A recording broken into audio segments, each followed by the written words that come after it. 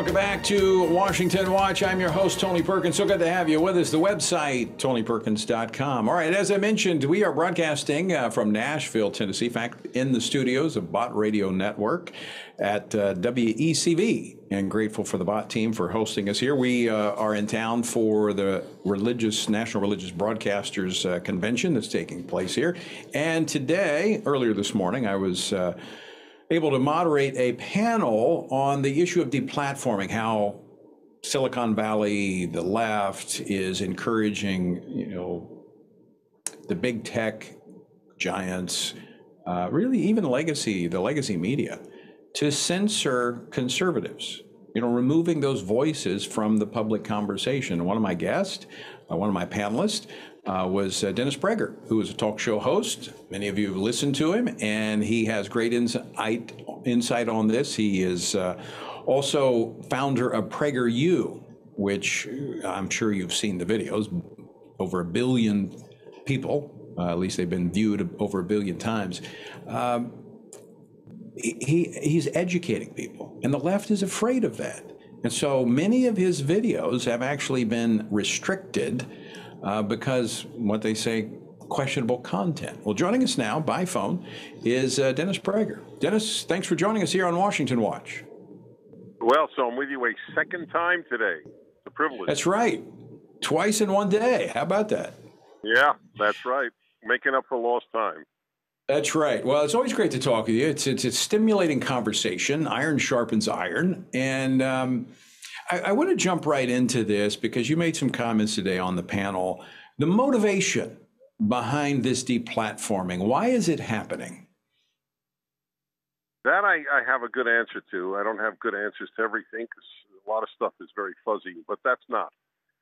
There is no example since Vladimir Lenin in 1917. There is not a single example of the left gaining power anywhere and not suppressing dissent. I want to repeat that because it sounds almost incredible, but there is not a single example, whether it was Russia in 1917 or any other communist country, or for that matter, our universities in the United States today. There is no example of the left gaining power anywhere, and now the tech, obviously the tech companies, gaining power and not suppressing dissent. Dissent deprives the left of oxygen. Their oxygen is breathed, is created by the suppression of all dissent. And people need to understand that. That's why liberals should not vote for the left, because liberals do believe in dissent, but liberals don't vote their values. They vote left. Yeah, and that was the point that was made this morning, is that, there's a big difference between liberals and leftists. Liberals, you can have a debate with them, you can have a discussion with them. The leftists, as you said, want to shut down all discussion and all debate. Let's talk about these Prager U videos and what YouTube did to these videos and why. Explain that to our listeners. Yeah, well, we were sort of the canary in the mine. They sort of started with us, and that it became somewhat of a national issue. The Wall Street Journal had 3 or 4 editorials on PragerU being stymied by Google, which owns YouTube, and by Twitter, and by Facebook, or shadow banned, or whatever else they do, demonetize, all of that stuff. So we're very effective. As you pointed out, we have this enormous number of views, over 1 billion a year, and mostly young people, which drives them crazy. We know that ironically from Google, who does these analyses, and 60% of our viewers are under 35. So we really bug the left, but they try, obviously, therefore, to suppress us, and certainly not us. I mean, what about doctors? This was, frankly, as bad as it is, it was even worse with doctors.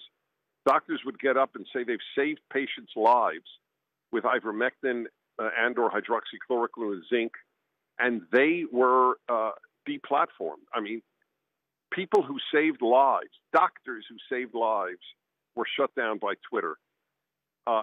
It is not in any way an exaggeration to say Twitter and the other tech giants and the American Medical Association killed any number of Americans, probably in the hundreds of thousands, by denying them any knowledge of therapeutics. This is the greatest sin in American medical history, and it is another example of everything the left touches, it ruins, and medicine is the latest example.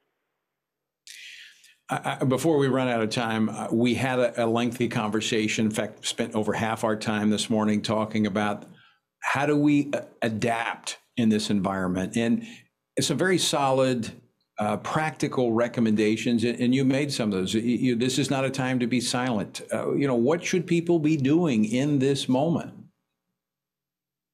Look, it's really clear. If every conservative stepped out of the closet, put up good articles on their Facebook page, or tweeted something profound that they heard, and not abrasive, not anything about Brandon, nothing like that, not even sarcastic. Just I read this article. I like to share it with people, and if it's wrong, please let me know why.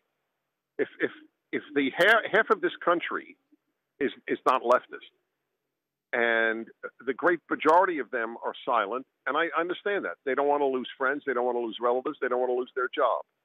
I understand that. But we cannot allow that blackmail to prevail. People have to get out of the closet. I mean, you have a choice. You can lose friends, you can lose maybe a job, or you can lose the country, because that's what we're looking at. If we stay silent, the left will have its way simply by us going in self-censoring and silencing ourselves. And let me add one thing. I know that limited time, but this is important to add. Even on a self-centered, and I don't say that negatively, even where you, the individual, are the central issue, you may lose some friends, but you will gain new friends who share your values. Yeah. And I don't understand friends who don't share my values, to be perfectly honest. They could be acquaintances, they could be pals, but my friends share my values. That's part of friendship. And you will only find them if you get out of a closet. And this is what the left knows. Courage breeds courage, and that's why they don't want people to stand up, and when someone does, they hammer them. Well, Dennis Prager, I want to thank you for standing up and not shrinking back and not being silent. Always great to talk with you. Well, it's mutual. Thank you very much. All right. Dennis Prager, great American. All right, don't go away. When we come back, some others that are standing up, parents all across America. Meg Kilgannon joins us with the details.